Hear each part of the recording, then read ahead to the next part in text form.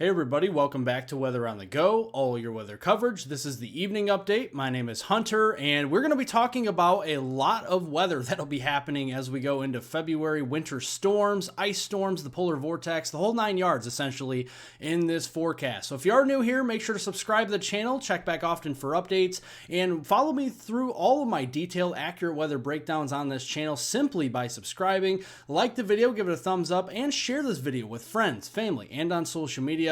I definitely appreciate it. Let's look at our temperatures as we go into the start of the work week. This is tomorrow, Monday, February 3rd. Notice near record to even record-breaking high temperatures will be possible, really where you see the salmon color from the Texas Panhandle all the way up into the Ohio Valley, even as far east as the Mid-Atlantic. And let's look at our temperatures region by region. Let's start off across the west. Tomorrow morning, going to be cold up here into Montana. We're going to be seeing temperatures starting off in the single digits below zero. Further to the south, Southern California, Nevada, Arizona, and New Mexico. Temperatures down there starting off in the 50s, even some low 60s tomorrow morning. Notice as we go into the afternoon, temperatures will be warming up into the 60s, 70s, and even some 80s down here in Southern California, Arizona, and into New Mexico. Temperatures will remain below zero into Montana as we go into Monday afternoon. And by the way, those wind chill values up there will be 20 degrees below zero. So definitely make sure to bundle up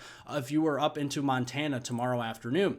How about the central U.S.? Coldest areas up to the north into the Dakotas, northern Minnesota. Temperatures on either side of zero, either above zero in the single digits or below zero in the single digits. Wind chill values starting off to around 20 degrees below zero, especially into North Dakota. And as we go into the afternoon, notice we're going to see our temperatures rise into near record to even record-breaking territory, especially in northwest Texas. Would not be shocked to see some low 90s appearing there around Wichita Falls, down to Abilene, and even the 70-degree line, believe it or not, going up into Kansas, central Missouri, and into central Illinois as we go into Monday afternoon.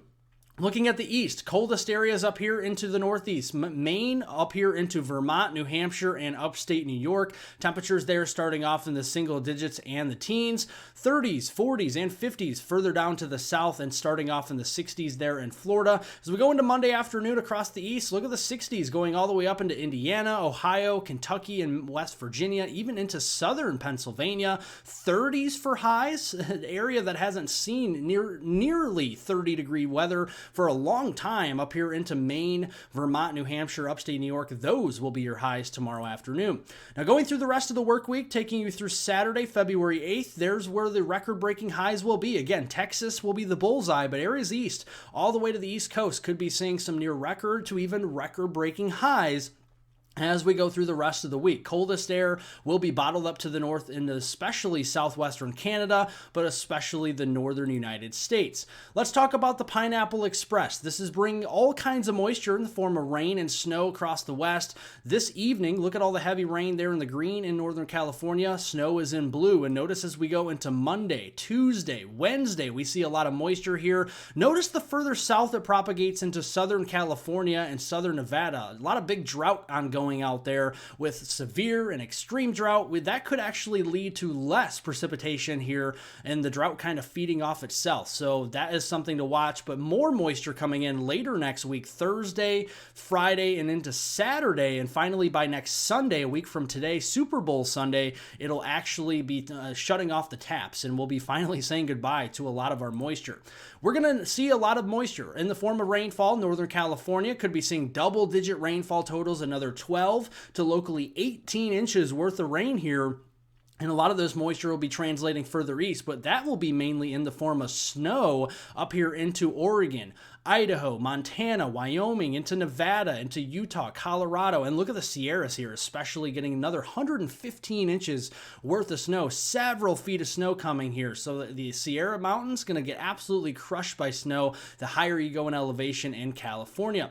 What about the rest of the United States? So going through the rest of the weekend here, we got a little bit of snow for the Northeast this evening. We got a little bit of snow for the Dakotas as well. Notice as we go further into time, tomorrow we got some light snow. So for your morning morning, even afternoon commute from Minnesota into Wisconsin and Michigan. We could be seeing some light, even moderate snow showers. Going into Tuesday, a little bit more of a quiet day out east, maybe a little bit of low fog and also some drizzle across the deep south near the Gulf Coast with that warm air advection coming off the Gulf of Mexico and that return flow from the south. Then as we go into the middle of the week, here's the concern. An ice storm will be possible from eastern Nebraska through much of Iowa, north central Illinois, southern Wisconsin, northern Indiana as we go into Wednesday afternoon on February 5th. Going into Wednesday evening, more widespread, heavier ice potential lifting further north into Wisconsin, Michigan, northern Indiana, and northern Ohio here. And then we have snowfall even further north from there into the Dakotas, Minnesota, northern Wisconsin. And then we also have to watch out for the cold front with this system that could bring some severe weather in the form of damaging winds, hail, and who knows, maybe even a couple tornadoes across the Ohio Valley later next week. Then we'll have some dry time by Friday, and then here comes another snow system, maybe a little bit further south this time, but similar areas seeing snow, freezing rain and sleet, and then rain, maybe even severe weather just a bit further to the south next weekend for Super Bowl weekend. So looking here at the midweek system, this could have enough CAPE, convective available potential energy. Usually you look for CAPE values above 1,000 joules per kilogram when you look for severe weather potential. And the higher the values from there, typically the better chance for severe weather. Now, we are in February, so this is low CAPE, around 1,000 joules per kilogram, not like 3,000 when you see it in May, but definitely enough to propel the potential for severe weather. And looking at that, if you don't get severe weather, we could see heavy rainfall, flash flooding potential. Indiana, Ohio, down here into Kentucky, parts of Tennessee, West Virginia, Pennsylvania, and extending into the Northeast, all the way to Maine. We could be seeing rainfall amounts of 1 to locally up to as much as 4 inches through between now and through Sunday, Super Bowl Sunday on February 9th. Snowfall potential further to the north could be some heavy snow where you see these purples and pinks. We could be seeing over 1 foot of snow in some areas, so something to keep an eye on from the Dakotas into Minnesota, parts of Iowa there, into Wisconsin, far northern Illinois. That'll translate eastward into Michigan and much of the Northeast. And our friends in southern Canada, from Saskatchewan all the way east to Quebec, will be seeing that potential too. Now, we did raise the alarm for the potential for ice storms. We could have not one, but 2 of them, one midweek and then one Super Bowl weekend across these areas in the lower Midwest, the northern Ohio Valley into the southern Great Lakes, and then over here in the parts of the Mid-Atlantic up into the Northeast. Something to keep an eye on. Could have some cold air damming down the Appalachians for some ice potential in West Virginia, Maryland, and also Virginia as we go through the next weekend time frame too.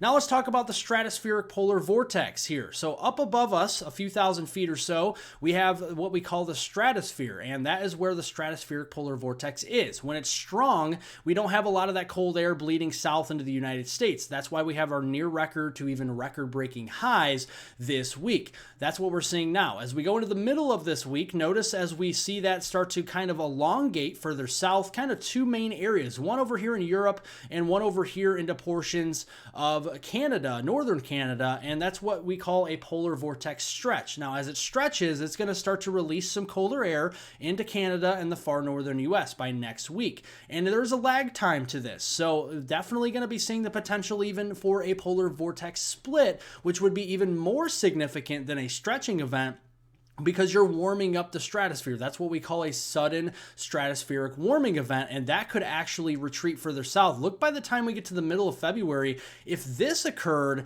this could release the core of the polar vortex, not only from northern Canada, but maybe even toward the Great Lakes region as we go into the middle of February, which means late February could be extremely cold in the lower 48. Let's look at what some of the ensemble guidance is showing. So as we go into next week, we're going to be looking at February 9th, Super Bowl Sunday, through the following weekend, Saturday, February 15th. This is essentially the second week of February. Notice we're seeing some cold blues, greens, and purples here. That's where we're seeing temperatures well below to even extremely below normal, and then that will squash the ridge here further to the south. There's still going to be warm air from the Gulf Coast, Florida, and up the East Coast and the Carolinas, but it'll be kind of more tempered further south because of this incoming cold air.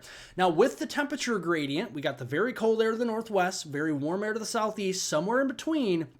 Where that temperature gradient hangs itself up there from Texas towards Pennsylvania, that's going to be the storm track, and that could lead to heavy rain on the eastern side and southern side of low pressure systems with some severe weather, and then on the northern side some heavy snowfall. And notice here on the European model, as we go into that week, there's Super Bowl Sunday, got a little bit of a hint of a system there, a weak system for the Mid-Atlantic, bigger snow system. There's one, there's two, there's three systems here as we go through that second week of February. So a very active week of snowstorms according to the European model. How about the 18Z GFS model? This is the American model guidance. Super Bowl Sunday has the hint of a weak system as well into the Mid-Atlantic. And then as we go, there we go. One, there's two, and then there's three potential snowstorms as we go into the middle of February. So there is a lot of agreement there. The actual placement of those snowstorms, how much snow we could see, how intense those storms will be is still uncertain as we're still far out, a week or so out. But the trends, the flavor is there. And looking here at the probability for at least an inch of snow,